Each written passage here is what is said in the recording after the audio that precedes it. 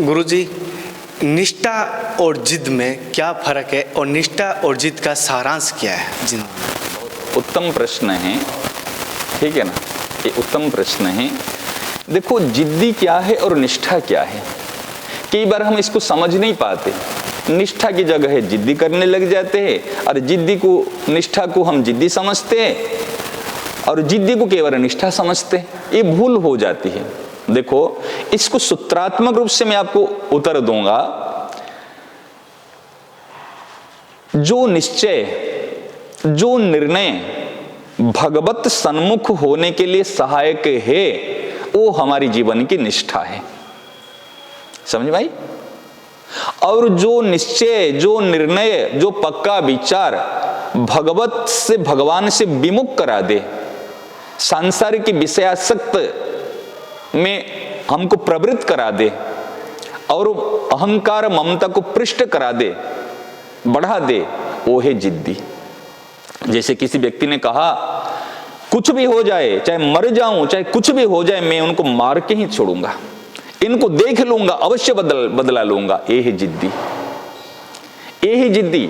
और किसी ने कहा, कुछ भी हो जाए लेकिन भगवान को प्राप्त करके रहूंगा, भगवान को दर्शन करके रहूंगा, दर्शन से पहले कुछ भी परिस्थिति आ जाए उसको झेलूंगा, उसको छोड़ूंगा नहीं। ये है निष्ठा। देखो, श्री पार्वती जी, हम रामचरितमानस पाठ करते हैं। पार्वती जी ने क्या कहा? पार्वती जी जब तपस्या कर रही थी श्री शंकर भगवान को पति रूप में प्राप्त करने के लिए, पहले तो नारद जी ने कहा वो अमंगल स्वरूप है, श्मशान में निवास करते हैं, नंग धड़ंग है, जिनका घर नहीं है, परिवार नहीं, माँ बाप नहीं आदि उनके बारे में बताया। फिर तपस्या करने लगी। फिर ऋषियों ने जाके उनकी तपस्या को विघ्न कराना चाहा। जी भाई देखो, वो कैसे, विष्णु भगवान इतने सुंदर है और ये तो नंगधड़ंग है, इनके कोई घर नहीं, उनका वैकुंठ है, इनकी विष्णु भगवान की महिमा और शंकर भगवान की बुराई करने लगे। परंतु उनकी क्या थी? निष्ठा थी पार्वती जी की। पार्वती ने क्या कहा? जन्म कोटि लगी रगर हमारी, बरऊं शंभु न तो रहूं कुंवारी। जन्म कोटि लगी रगर हमारी, बरऊं शंभु न तो रहूं कुंवारी। मैं शंभु को वरण करूंगी, नहीं तो मैं कुंवारी रह जाऊंगी, करोड़ जन्म तक लग जाए, लेकिन मैं अपनी बातों से कभी टस से मस नहीं होंगी। उन्होंने फिर कहा, तजहि न नारद कर उपदेशु। मैं नारद जी का, मेरे सदगुरुदेव के वचन को मैं कभी भी टालूंगी नहीं, छोड़ूंगी नहीं। कि आप क्या ऋषि मुनि, आप क्या, आप कहे सतबार महेशु।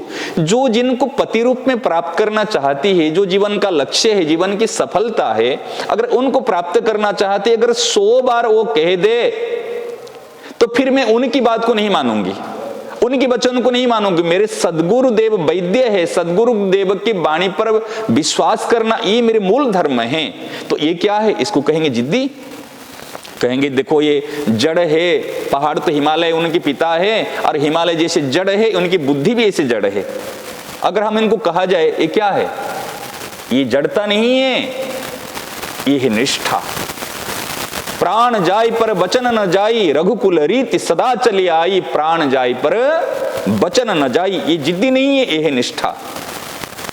मीराबाई ने क्या कहा?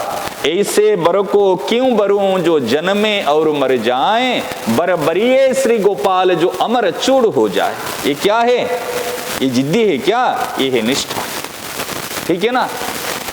पपिया क्या कहता है?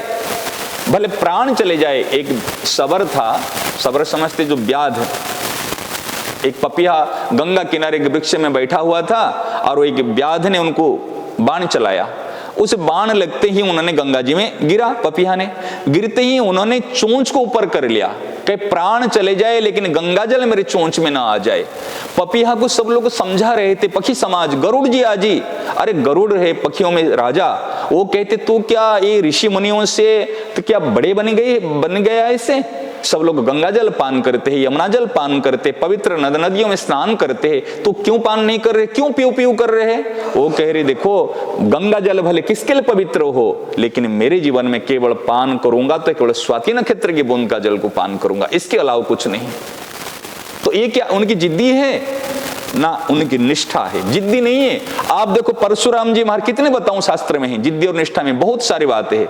परशुराम जी महाराज और भीष्म पितामह, परशुराम जी के शिष्य भीष्म पितामह, ठीक है ना। भीष्म पितामह ने ठान लिया बाल ब्रह्मचारी रहूंगा, आजीवन मैं ब्रह्मचर्य व्रत का पालन करूंगा, पिताजी के लिए शादी नहीं करूंगा।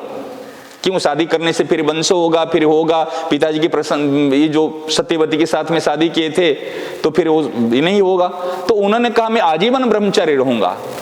फिर उन्होंने जो लड़कियों को लेके काशी नरेश की जो राजा, उनकी जो 3 कन्याएं थी, अंबा, अंबिका, अंबालिका, तीनों को उन्होंने परास्त करके, राजा को परास्त करके उनको लाए। और यहाँ पर जो उनके भाई थे विचित्र आदि, चित्र विचित्र जो थे, उनके सारे कराए। उसी समय में जो श्रीखंडी बना है ना, वो भी पहले स्त्री थी, उन्होंने उनको लेके आ गए। आने के बाद में फिर जो उन्होंने जो दूसरे राजा को पसंद करती थी, वो राजा ने फिर उनको रखा नहीं। उन्होंने कहा मैं तो उनको पसंद करती थी, फिर उनको छोड़ दिया, ना उन्होंने रखा ना इन्होंने रखा। फिर आगे चलकर वो शिखंडी बना, आगे चलकर उन्होंने शिखंडी बना। तो शिखंडी जब बना उन्होंने, तो उस समय में परशुराम जी महाराज स्वयं आए मनाने के लिए। वो जाके परशुराम जी महाराज उनके गुरुदेव से प्रार्थना की, आप कह सकते तो गुरु के वचन को टाल नहीं सकते। तो ये भीष्म पितामह ने माना नहीं, कहा ना मैं मेरे वचन से कभी पीछे नहीं हटूंगा। तो फिर कहे अगर वचन से पीछे नहीं हटूंगे तो फिर युद्ध हो जाए। कि ठीक है, परशुराम जी और भीष्म पितामह के युद्ध हुआ, और दोनों पराक्रमी हैं, दोनों धनुर्धारी है। जब युद्ध हुआ, एक तो फारसाधारी एक धनुर्धारी, युद्ध हुआ, उस समय पृथ्वी डगमगाई, सब हाहाकार मच गया। फिर दोनों ने निर्णय हुआ, ब्रह्मा जी आए, फिर दोनों का रथ ऐसे पीछे हटा, दोनों कोई पीठ नहीं की, ये पीछे। तो फिर क्या, उन्होंने गुरु का वचन को भी नहीं ये किया।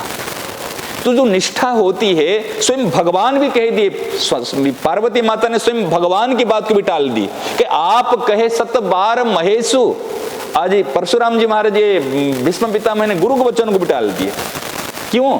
जहां पर निष्ठा होती है वहां पर चाहे कोई भी हो जाए, उनकी बात वहां पर मुख्य नहीं रहती। तो इस बात को समझना चाहिए। तो जिद्दी क्या है और निष्ठा क्या है, तो एक सूत्र में बता रहा हूं, बहुत शास्त्रों में बात आई है। जो भगवत सन्मुख होने के लिए जो हमारा पक्का विचार है, पक्का निर्णय है, जो निश्चय है, उसको कहते हैं निष्ठा। और संसार की तरफ जब सन्मुख होते हैं, जो ये है जिद्दी, मैं मर जाऊंगा इनको छोड़ूंगा नहीं, ये है जिद्दी, ये नहीं रखना। लेकिन मैं मर जाऊंगा, कुछ भी हो जाए, भगवत प्राप्ति करके रहूंगा, खंड खंड हो जाए तन, अंग अंग सत टूक, वृंदावन नहीं छाड़िए छाड़िए तो बड़ी चूक। इसको क्या कहेंगे? जिद्दी। आज हमारे टटिया स्थान के महन जी थे, जब 1974 में यहाँ पर बाढ़ आई थी, उस समय पूज्य श्री भगवान दास जी महाराज यहाँ के महंत थे। तो वहां पर बाढ़ आई, तो वहां पर इतने पानी हो गया, सबके भगो भगो भगो, यहाँ से कोई नहीं बचेगा, सब ये हो जाएंगे। परंतु उनकी निष्ठा थी अपने उस क्षेत्र को, क्षेत्र संन्यास लेते, उसी आश्रम को छोड़कर बाहर नहीं जाना। सब लोगों ने कहा कि ना कुछ भी हो जाए, मेरे नियम को नहीं छोड़ूंगा, निष्ठा को नहीं छोड़ूंगा।